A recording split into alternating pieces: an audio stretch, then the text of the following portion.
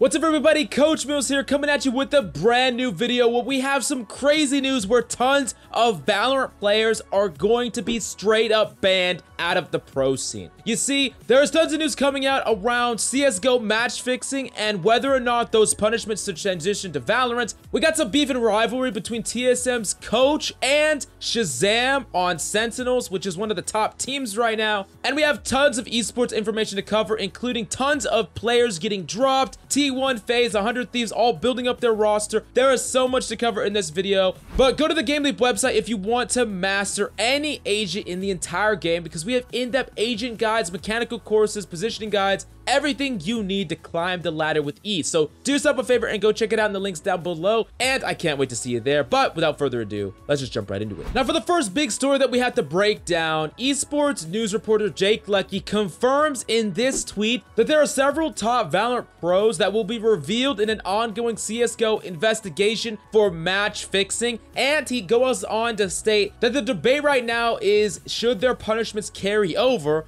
from CSGO to the new game, of course, Valorant. Now, allegedly, and I'm gonna emphasize this is speculation and allegedly. I'm not trying to get sued here. Please don't sue me, okay? Anyways, allegedly, speculation, hypothetically, whatever, Poised and Shanks on Dig, who are brothers, apparently got caught doing it, and maybe Marved from FaZe as well. Now, the thing about match fixing is this is potentially messing with your stats, throwing games on purpose, or doing all sorts of stuff like that that is affecting gambling on CSGO results. And this has had really harsh punishments in the past, anything from fines to potentially getting banned out of the entire pro scene. So we're talking about some pretty serious accusations here. Now, according to this tweet by TSM Sub Rosa, he's talking and showing a meme about the entire room being on fire because there are 15 ongoing investigations into match fixing. But Vanity CSGO responded to this, stating that over half the players involved are on Valorant orgs. You heard that right. So with 15 people, and we already named a hypothetical 3, that could be at least 4 more people caught in this match fixing scandal.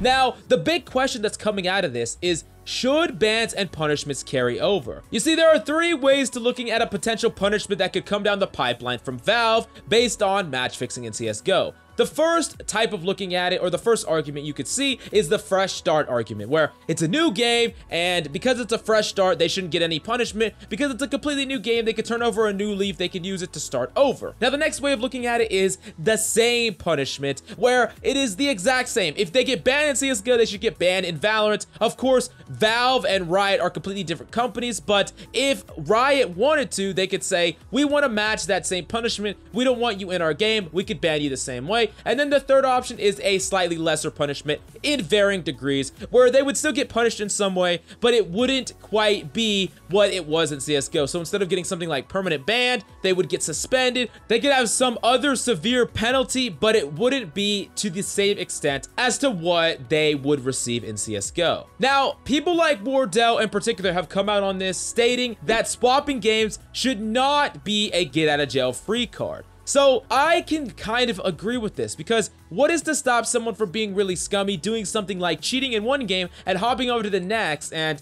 that is a really bad look if they could just do this over and over again. Now, that being said, do I expect Riot to take action? I don't really think so, but that doesn't stop orgs from taking action. And no matter what we feel about these things personally, based on the fresh start or the same punishment or the lesser punishment, orgs cannot want these people to represent them, because that's what they do at the end of the day. They represent the org, and if they have been doing some shady stuff in the past, even if they've never done it in Valorant, maybe when this comes out, a lot of orgs are going to be dropping some players. But I'm really curious about what you think about this entire situation. So definitely let me know in the comments down below, what do you think should be the punishment for something like this now that these players have swapped games to Valorant? Now, next up, Sentinel's Shazam had an interview with Esports about who the best team is right now, meta talk, who's the best players, and a lot of disagreements between him and the TSM head coach. Ooh, it's so spicy, but let's break it all down. Now, first off, Shazam in the interview states that Sentinels right now is the best team in NA, quote,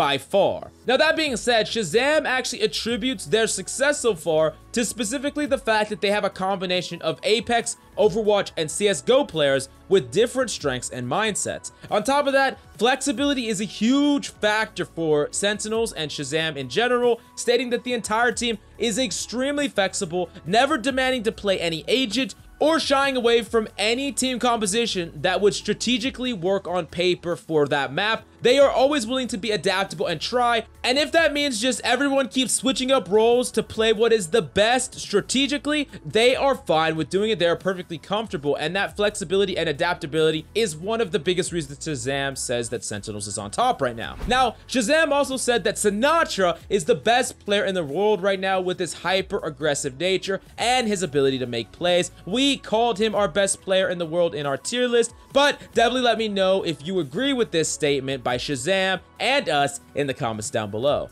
Now, that being said, TSM's big coach, their head coach, Taylor Brumell, expressed worry, quote, worry about consistency in the long term, specifically talking about some of the problems that Sentinels has had in the past was specifically because, quote, lack of solid CSGO background among some of their players, end quote. Now, this is an interesting take because TSM is actually getting destroyed right now, or they haven't done very good recently, and Sentinels has been doing better than them. And Shazam kind of claps back here, back to stating that the diverse gaming backgrounds help the Sentinels roster read the game differently, and like he said, he attributes that diversity to the success of the team. So you're looking at two fundamental different mindsets: a TSM coach that really wants players that solidly have a CSGO background, and then of course the Shazam Sentinel side of the things, where they think that having a diverse background actually helps the team as a whole. Now, he also states, Shazam does, that CSGO players are notoriously set in their ways and that they can have an ego and refuse to change, which force them to not be adaptable and flexible, which Shazam states is the primary reason for their success, like I said before. So what he's saying is that there's a lot of veteran CSGO players that have the exact mindset that goes against what makes Sentinels so successful in the first place, and that's a really interesting take from Shazam. Now, that being said though, with all this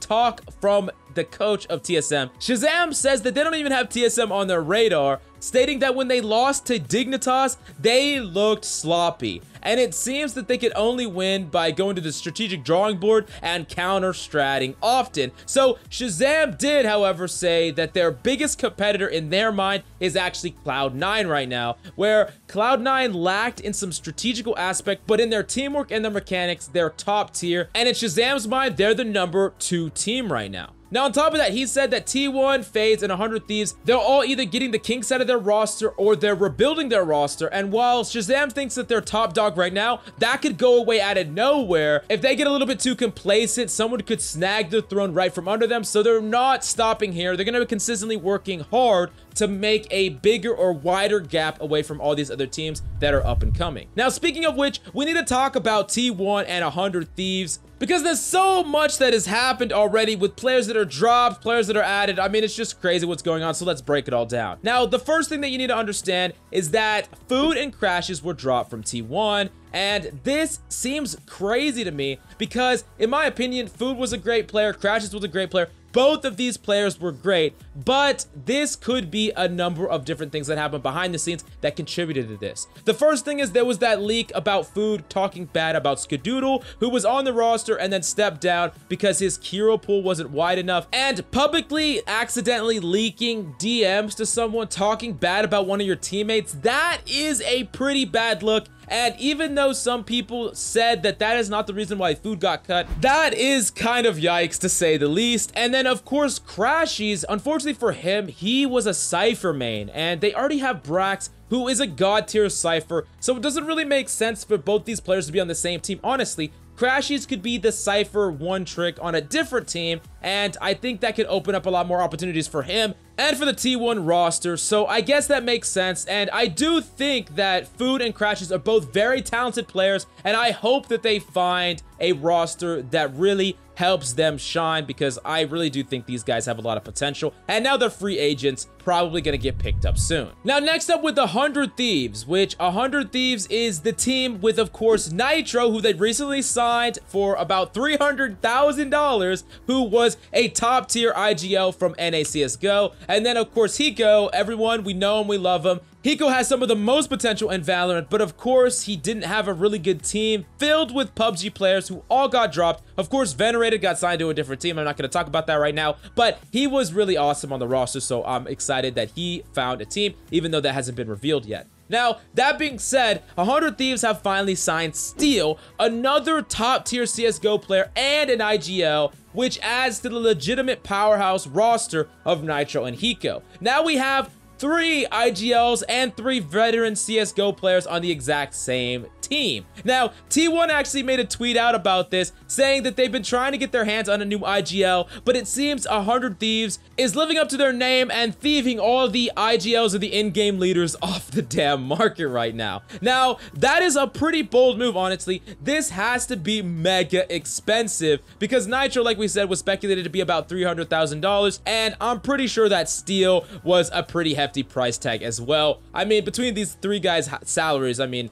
they're just dropping money on this roster, right? And Steel apparently has been looking to be a Sentinel player for the roster, specifically Killjoy right now, but I could see him probably playing a number of different other agents. Hiko is typically a controller, someone like Brimstone or Omen, and Nitro has already stated that he's flexible, but it was already stated that he would also be the primary IGL for the team. So if he is the primary IGL for the team, and Steel and Hiko are, of course, going to be playing those roles, it is most likely that Nitro is not going to be a duelist. Now, that means that there is a really big gap right now so far in 100 Thieves. They have the veteran talent, they have the huge brains, they have the IGL. What they need is a cracked out of his mind, coked up, ADD Jet player. That's what they need. They need someone who's gonna go out there and get like a 7K on Jet consistently. That's what they need right now. So I'm really interested in who they're gonna fill out on that spot. But definitely let me know if you know of any free agents that you think would fill this role on 100 Thieves perfectly. And the GameLeap website is your one-stop shop to absorb all the strategies that these pro players provide in in-depth VOD reviews, advanced tips and tricks, mechanical videos, and much, much more. Just do me a favor and go check it out in the links in the comments down below, and maybe in one of these future videos, I'll be talking about you getting signed to a pro team. But that's all I got for you today. Thanks so much for coming by. I'm Coach Mills, and of course, until next time,